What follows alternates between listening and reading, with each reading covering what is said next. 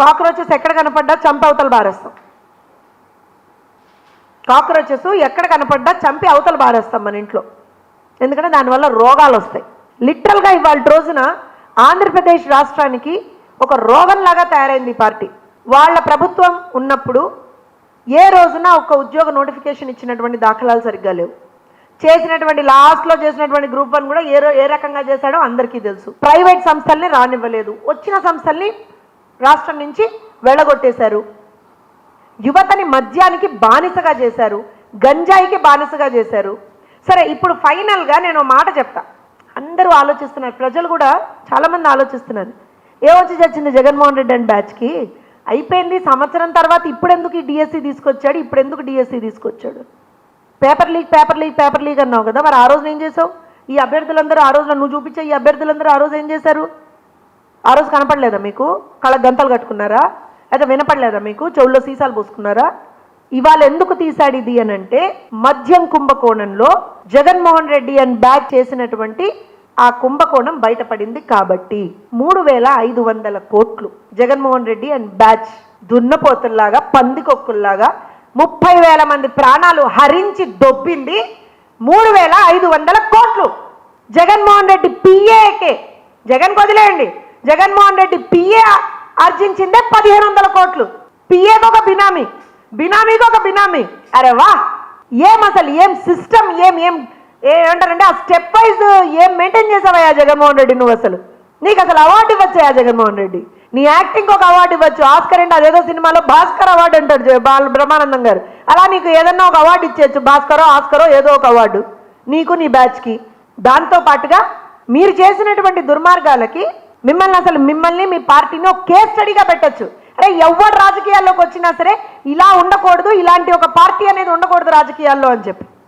యువతకు ఉద్యోగాలు ఇస్తే మీకు కడుపు నొప్పి వచ్చేస్తుంది, పిల్లలు బాగా చదువుకుంటే మీకు కడుపు నొప్పి వచ్చేస్తుంది, రాష్ట్రంలో 4 రోడ్లు మంచిగా వేస్తే మీకు కడుపు నొప్పి వచ్చేస్తుంది, రైల్వే జోన్ వస్తే మీకు కడుపు నొప్పి వచ్చేస్తుంది, స్టీల్ ప్లాంట్ సరిగ్గా ముందరికి నడుస్తుంటే మీకు కడుపు నొప్పి వచ్చేస్తుంది, ఎయిర్పోర్ట్లు కడుతుంటే మీకు కడుపు నొప్పి వచ్చేస్తుంది, డేటా సెంటర్లు వస్తే మీకు కడుపు నొప్పి వచ్చేస్తుంది. ఆ కడుపు నొప్పికి ఏదైనా మందులు తెచ్చుకోవయ్యా జగన్మోహన్ రెడ్డి. ఆ లండన్ వెళ్తావు కదా ఊరికే మందులు తెచ్చుకోవడానికి. ఈసారి కొంచెం tell your problem correctly to the doctor.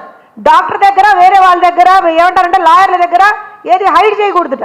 చెప్పి ఆంధ్రప్రదేశ్కి మంచి జరిగితే నాకు కడుపు నొప్పి వస్తుందండి, నాకు ఎక్కడ లేని రోగాలు వస్తున్నాయండి, ఆంధ్రప్రదేశ్లో యువత బాగుపడుతుంటే నేను తట్టుకోలేకపోతున్నాను, నాలో ఉన్నటువంటి సైకోతనం బయటకు వచ్చేస్తుందండి, నన్ను ఏం మందులు వేసుకోమంటారు డాక్టర్ గారు అని అడగండి.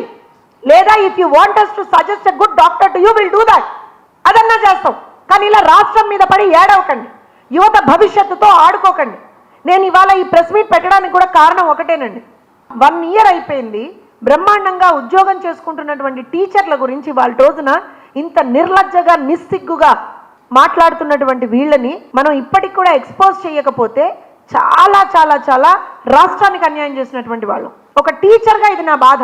పిల్లలు హ్యాపీగా చదువుకుంటున్నారు, వాళ్ళకి చదువు చెప్తున్నారు. ఇవాళ స్కూళ్ళు రీఓపెన్ చేస్తే ఎంత బ్రహ్మాండంగా ఆ రీఓపెన్ అయిన తర్వాత పిల్లలు ఆ స్కూళ్ళకి ఎంత ఎంతూజియాజంతో వెళ్తున్నారు అనేటువంటిది మీడియా మిత్రులు మీ అందరి దగ్గర కూడా వీడియోలు ఉన్నాయి. లోకేష్ గారు తన నియోజకవర్గానికి చెందినటువంటి మంగళగిరిలో ఒక స్కూల్ని ఎంత బ్రహ్మాండంగా, ఒక ప్రైవేట్ స్కూల్ కంటా బాగా ధీటుగా అక్కడ సౌకర్యాలను కల్పిస్తూ ముందరికెళ్ళారు. అంత అత్యద్భుతంగా చేశారు.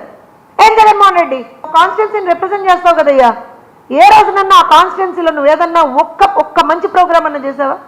మీ నాన్న పేరు మీద ఏదో కట్టడం తప్పించి. ఇవన్నీ కాదు, మీకు డిఎస్సిలో అక్రమాలు జరిగాయి అనేటువంటి ఆరోపణ ఉంది కదా, కోర్టుకు వెళ్ళండి ఆ కోర్టుకి. మీరు చెప్పేది నిజమైతే కోర్టుకు వెళ్ళండి. వెళ్ళారు కదా అంతకు ముందర, అసలు కండక్టే చేయకూడదని వెళ్తే కోర్టు మీకు పెడా లెంపలు వాయించి మరి పంపించింది కదా. మీరు నిజం మాట్లాడుతూనే వెళ్ళండి మళ్ళీ కోర్టుకి, లేదా రండి అసెంబ్లీకి రండి. విద్యాశాఖ మంత్రులు నారా లోకేష్ గారు మీకు ఆధారాలతో సహా చూపిస్తారు. ఏం జగన్మోహన్ రెడ్డి గారు దమ్ముందా మీకు అసెంబ్లీకి వచ్చేయడానికి? ఇదే ఉండవు. ఫ్లైట్ ఛార్జీలు పెట్టుకొని ఆ బెంగళూరు నుంచి రావాలా, కూర్చోవాలా, ఓ 4 వేసుకొని ప్రెస్ మీట్ పెట్టాలా, బురద చల్లాలా, మళ్ళీ వెంటనే ఫ్లైట్ వేసుకుని వెళ్ళిపోవాలి. ఇది నువ్వు చేసేటువంటిది. రాష్ట్రానికి మంచి చేయగలిగితే చెయ్యి, లేకపోతే జరుగుతున్నటువంటి మంచిని అప్రిషియేట్ చెయ్యి. అది కూడా నీకు ఇష్టం లేకపోతే సరే ఏదో ఒకటి ప్రజలకి మంచి జరుగుతుంది కదా అని చెప్పి నోరు మూసుకొనన్నా కూర్చోండి. ప్రజలకు అన్యాయం చేద్దామని చూస్తే మాత్రం ప్రభుత్వం ఊరుకోదు, తెలుగుదేశం పార్టీ శ్రేణులు ఎవ్వరూ కూడా ఊరుకోరు. టీచర్లని మీరు అవమానించారు, మద్యం షాపుల దగ్గర టీచర్లను కాపలా పెట్టారు, మీరు టీచర్లతో టాయిలెట్లు కడిగించారు మీరు. మేము ఇవాళ టీచర్లకు అత్యద్భుతమైనటువంటి ఒక అవకాశాన్ని కల్పించి వాళ్ళకి అత్యంత గౌరవం ఇస్తున్నాం. గురువుని గౌరవించేటువంటి సాంప్రదాయం నీకు లేదు జగన్మోహన్ రెడ్డి, మాకుంది, మా ప్రభుత్వానికి ఉంది. అందుకే చెప్తున్నాం, చిత్తశుద్ధితో పనిచేస్తున్నాం. చిత్తశుద్ధితో పనిచేసి డిఎస్సి పారదర్శకంగా నిర్వహించి 16,347 మందికి మేము ఇవాళ రోజున ఉద్యోగాలు ఇచ్చాం. వాళ్ళు అత్యద్భుతంగా పర్ఫామ్ చేసి పిల్లలకి రిజల్ట్స్ తెప్పించారు. వాళ్ళ జోలికి వస్తే మాత్రం ఊరుకునేటువంటి ప్రసక్తి లేదు. అర్థం చేసుకోవాలి. మీడియా మిత్రులందరికీ కూడా విన్నవించుకుంటున్నాం, అతను చేసేటువంటి ఈ ఫాల్స్ ప్రొపగాండా, ఫేక్ ప్రచారాన్ని దయచేసి మేము ఇచ్చినటువంటి ప్రతి ఆధారంతో మీరు కూడా తిప్పికొట్టాలని చెప్పి రాష్ట్ర హితం కోసం మేము మిమ్మల్ని ఇది కోరుకుంటున్నాం. థ్యాంక్ యూ అండి. జగన్ గారు మాట్లాడుతూ మెగా డిఎస్సీలో అసలు ఈ మెగా అంటే ఏంటో నాకు తెలియదు అని చాలా వ్యంగ్యంగా ఏ ఉద్దేశంతో ఆ మెగా అసలు డిఎస్సీ అంటేనే తెలియదు జగన్మోహన్ రెడ్డికి. మెగా అంటే ఏంటో ఒకసారి జగన్మోహన్ రెడ్డి గారి 2019కి ముందర ఉన్నటువంటి వీడియోలు మీకు షేర్ చేస్తాను నేను.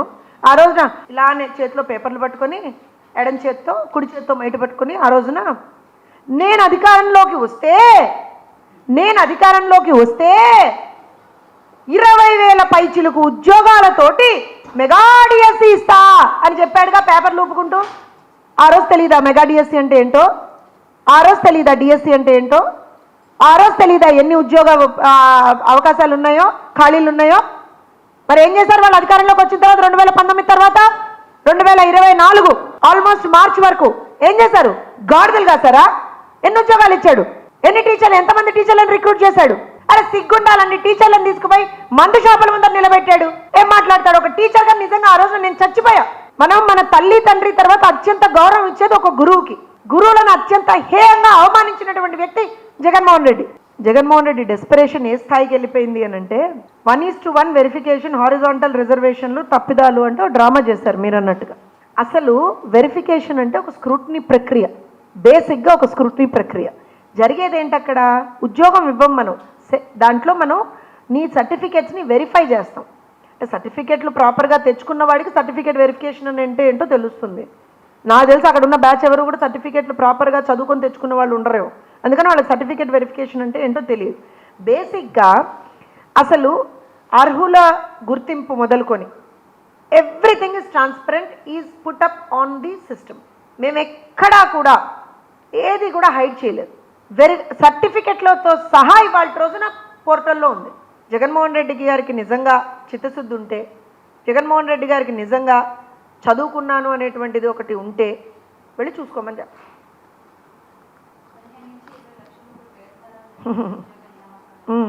ఎట్లా చేస్తారమ్మా బేరసారాలు? ఇదేమన్నా గ్రూప్ 1 నోటిఫికేషన్లో? నేను అదే చెప్తున్నాను, ఎలా చేస్తారు బేరసారాలు అంటున్నాను. పేపర్ లీకేజ్ అన్నాడు ఇలానే. బేసిక్గా అది సిబిటి మోడల్లో జరిగినటువంటి ఎగ్జామ్, అసలు అక్కడ పేపర్ లీకేజ్కి ఆస్కారం లేదు అని చెప్పి బయటకు వచ్చింది. మీరందరూ కూడా పక్కన నవ్వారు. సరే, ముందర నవ్వకపోయినా పక్కకన్నా వెళ్ళి మీడియా వాళ్ళు కూడా నవ్వుకున్నారు. ఏంటయ్యా ఇంత పిచ్చిగా మాట్లాడుతున్నాడు ఏంటి జగన్మోహన్ రెడ్డి అని చెప్పి. తర్వాత నెక్స్ట్ వచ్చిన తర్వాత ఇప్పుడు ఏమన్నాడు? 15 నుంచి 20 లక్షలు ఇచ్చారు. ఎక్కడి నుంచి ఇస్తారు? దేనికి ఇస్తారు? ఎవరికి ఇస్తారు? స్పోర్ట్స్ కోటాలో ఎవరి దగ్గర అయితే ఆ కన్సర్న్డ్ స్పోర్ట్స్కి సంబంధించినటువంటి రిజిస్టర్డ్ రికగ్నైజ్డ్ స్పోర్ట్స్కి సంబంధించినటువంటి సర్టిఫికేట్ ఉండి వాళ్ళు మెరిట్లో ఏ ర్యాంకులో ఉన్నారో చూసి వాళ్ళ ప్రకారంగా వాళ్ళకి ఉద్యోగం వచ్చింది. అందులో ఏముంటుందమ్మా? And that list is online కదా, లిస్ట్ ఆన్లైన్లో ఉంది కదా. ఇప్పుడు దేనికి సిబిఐ విచారణ జరిపించాలి? సిబిఐ విచారణ జరిపించాలి? జగన్మోహన్ రెడ్డి గారి బాబాయ్ గారిని ఆయన చంపినప్పుడు కూడా ఇదే మాట అన్నాడు. ఎందుకంటే అప్పుడు మేము అధికారంలో ఉన్నప్పుడు మాకు ప్రభుత్వం మీద నమ్మకం లేదు, సిబిఐ విచారణ జరిపించాలి అన్నాడు. తర్వాత వాళ్ళ అధికారంలోకి వచ్చిన తర్వాత ఏం చేశాడు? తుచ్, నో సిబిఐ, నేనే చూసుకుంటా అన్నాడు. ఏమైంది? అయినా మనం చాలా ఎక్కువ ఎక్స్పెక్ట్ చేస్తున్నాం జగన్మోహన్ రెడ్డి దగ్గర నుంచి. అనకూడదు కానీ సొంత చెల్లెల్ని రోడ్ల మీద కీడ్చి వాళ్ళు కట్టుకున్నటువంటి చీర రంగు దగ్గర నుంచి కూడా ట్రోల్ చేయించినటువంటి ఒక దుర్మార్గుడు జగన్మోహన్ రెడ్డి. ఆయన నుంచి you can't expect anything better than this. So Andhra Pradesh రాష్ట్ర ప్రజలకి, యువతకి ఒకటే విజ్ఞప్తి, అతను చేసేటువంటి ఈ పిచ్చి ప్రేలాపనలకి ఈ పిచ్చి మాటలకి, ఈ పిచ్చి ఫేక్ ప్రొపగాండాలకి మీరు ఎక్కడా కూడా ఏ విధంగా కూడా ఇబ్బంది పడకద్దండి. అసలు ఆలోచన చేయొద్దండి. మాట్లాడుకుంటూ ఉంటారు. అధికారం లేదనేటువంటి ఒక బాధలో, ఫ్రస్ట్రేషన్లో, డెస్పరేషన్లో జగన్మోహన్ రెడ్డి ప్రజల మీద కక్ష కట్టి వాళ్ళకి ఏ మంచి జరగకూడదని మాత్రమే ఆలోచన చేస్తున్నాడు. ఇంకేమీ లేదు.